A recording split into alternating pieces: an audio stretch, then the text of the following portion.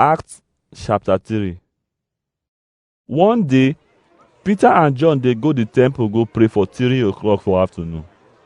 Some people dey always carry one man wey no fit waka since im mama born am come the temple domot wey dem dey call Beautiful Gate, so that e go dey beg for money from people wey dey enter inside the temple.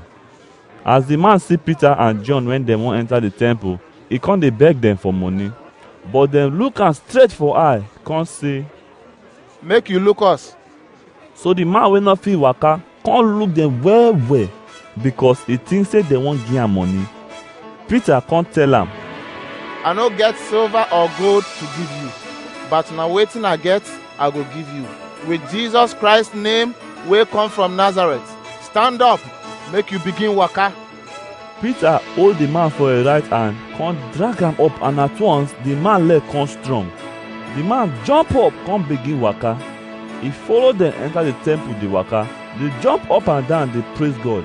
People see am dey waka dey praise God, and dem remember him face come say, "Dis na the man wey dey sit down for the temple domot dey beg money before." The people surprise well well because of wetin happen.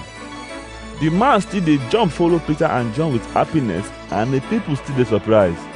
Then the people run go meet Peter and John for the place wey dem dey call Solomon Porch. When Peter see say all the people gather, he come start to dey preach. "Israel people, wetin make dis miracle dey surprise una like dis?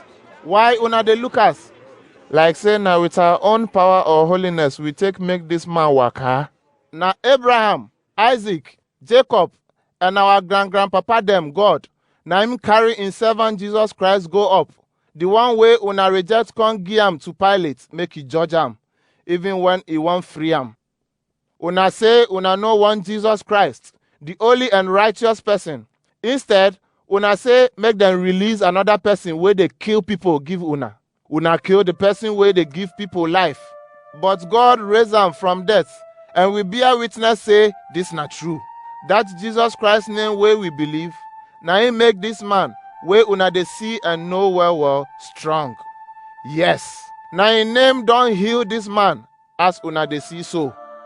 So, my brothers, I know say una and una oga dem no know wetin una do.